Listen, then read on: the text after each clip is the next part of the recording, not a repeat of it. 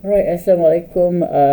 So now we look into chapter 4 for the subject of IMS511, problem solving and program design 2.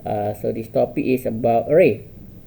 So array is one of the most important coding whenever you are learning about programming. Why? Because array will help you to simplify the way you name your variable. Okay, for example, if you have 5 variable, so you will have no problem because you only have 5 variable. But if you have a lot of variable, for example 100 variable, 200 variable or more, it will be more easier if you use array. And the thing, if you want to repeat a statement, for example, you get the statement from text file, from database, and you want to display the data into the screen or to produce the output, so it will be much easier if we combine the use of array and also with the looping statement that we have learned in chapter 3.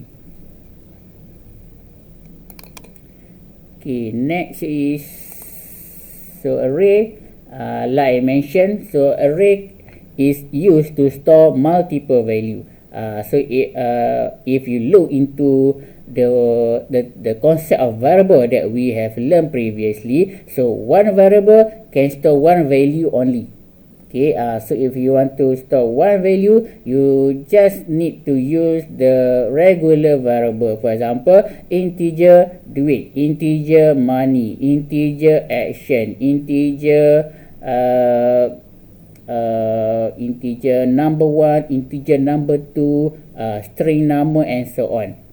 Okay, so that is the regular variable, mean that one variable can store one value. But if you use array, one variable name can store more than one value.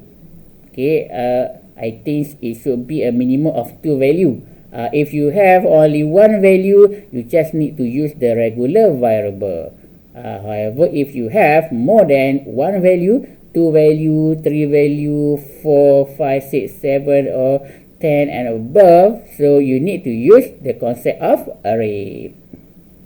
So array you can declare in a square bracket. Okay, for example, string car in the square bracket 4, mean that the variable car will have 4 value.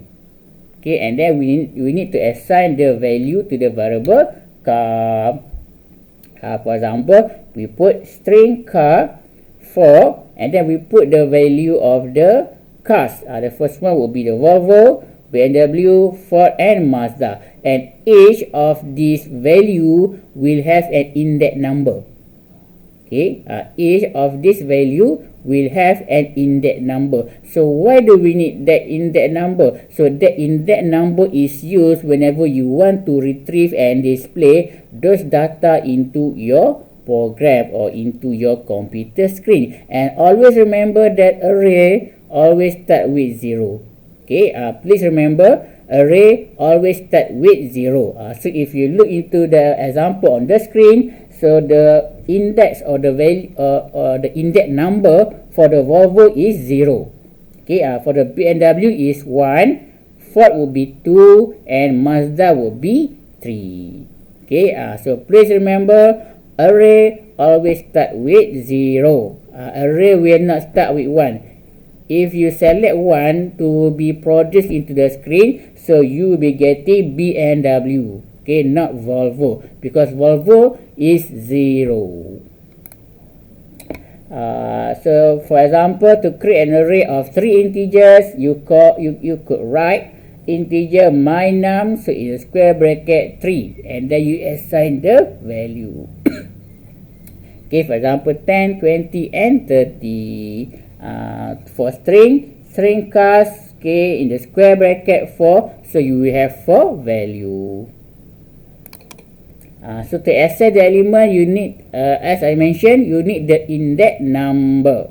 Okay, and the index number will start with 0. It always start with 0. Array always start with 0. Okay, for example, let's say we have string car 4. We have the value of Volvo, BMW, Ford, and Mazda. and let's say we want to display Volvo into the screen. So we put cout cars, and the index number will be 0. So when you execute this code, Volvo will appear on the screen. Okay, if you want to display Ford, so the index number will be 012, so 2. For the Ford, the index number is 2. For the Mazda, the index number is 3. And then to change the value of specific element, refer to the index number also. For example, let's say car 0 equal Opel. So if previously, if you look into the previous example, 0 will be Volvo. Okay, but if you change the index number, for example, car 0 equal to Opel, so the value of the Volvo will be replaced with a new value that you have declared on your screen or on your code, either one. And yeah, like I mentioned earlier, so usually we will use array with a looping. Okay, for example, you look into the example, for integer I equal to 0. Okay, why 0? Because like I mentioned, array always start with 0. So you need to start with 0 and I less than 5. Okay, I must be less than 5, or you could also put I less than and equal to 4. Okay, and I plus plus, so I will be increment by one number, and then we put it cout cars, and then in the square bracket I. So the first value of I will be 0, and then you will have 1, and you have 2 and 3, and lastly you will have 4. You will not have 5. Okay, because if you display 5, you will get out of range. Okay, because you only have 5 data and it start with 0. Okay, it must start with 0. It is a mandatory whenever you are dealing with an array. And omit array size. So sometimes you can omit the array size.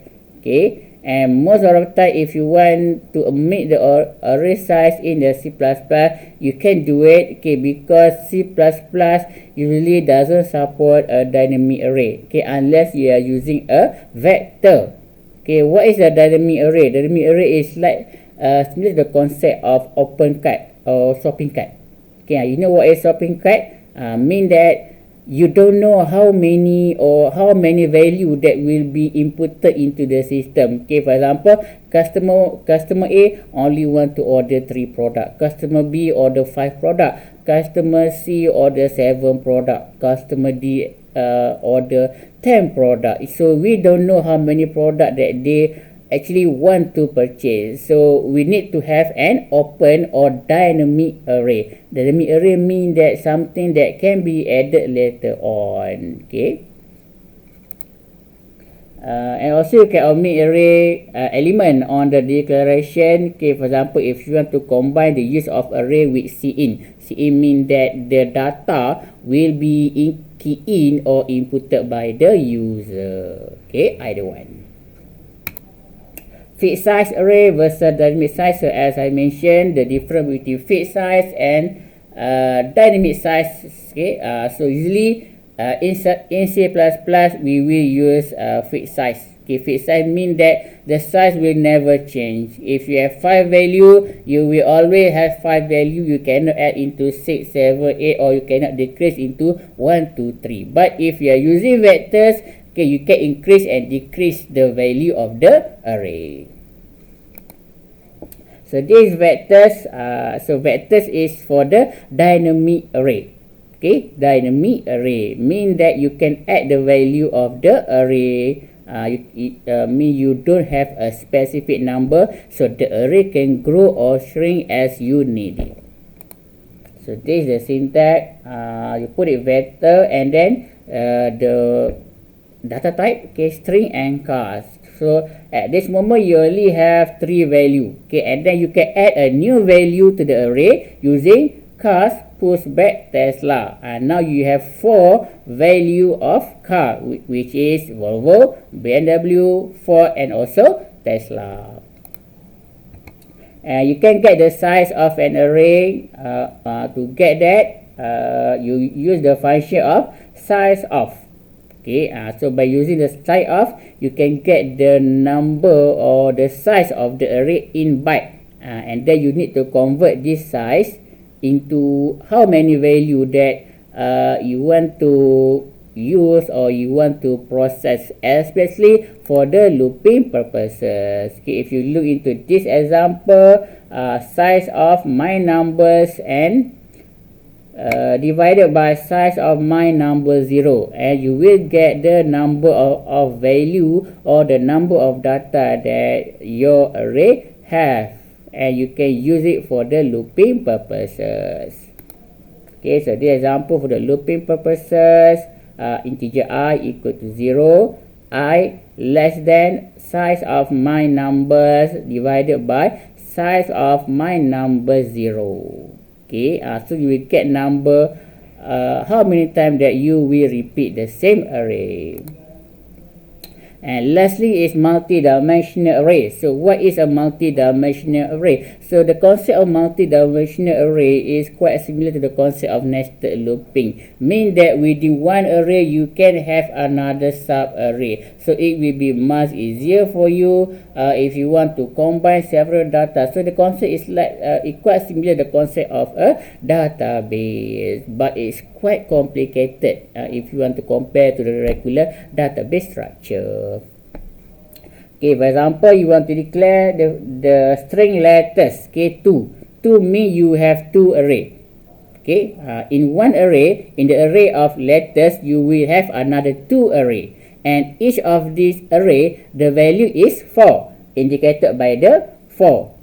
Okay, so 2, the first one represent how many array that you have. Okay, the second one represent the size or the value of the array. Okay, if you look into this example, string letters, so we have 2. So the first one, A, B, C, D will be the first array, E, F, G, H will be the second array, and 4 indicated that each array will have 4 value. If we look into the first array, we have A, B, C, D, okay, 4. E, F, G, H also 4. Another example, so for this one, okay, you have 2, 2, and 2. Okay, mean that you have 2 array, and on that 2 array, you have another 2 array. Okay, and within that 2 array, you have a value of 2. Okay, so A, B, C, D will be one array, E, F, G, H will be another array. So if you want to get the data from this array, you need to call each of its subsection. For example, string letters 2 and 4 mean that you have 2 array and each of it has 4 value. For example, we see out letter 0. Okay, 0 mean the first array. Like I mentioned earlier, array always start with 0. So it is between A, B, C or D, and then 2. So which one is 2? So 2 will be 0, 1, 2, C. So C will be the thing that will appear on your screen. And another example, so we have to change the value. For example, we change the value of 0 and 0. 0 mean the first array, and the second 0 mean the first value. So that would be A. So now we change the value of A to Z. So when you see out or display those data, Z will appear on the screen. So another example, this one we combine it by using looping. Okay, so you need to use a nested looping to display the data. Okay. Alright, so I think that's all for array. So we have about 5 to 6 exercise. Please complete this exercise and submit via the Google Drive. If you have any problems, so please free to ask me, and please proceed with your group assignment. And next week, each of the group, okay, please prepare a simple PowerPoint to present your progress of your final project. So, Assalamualaikum and thank you.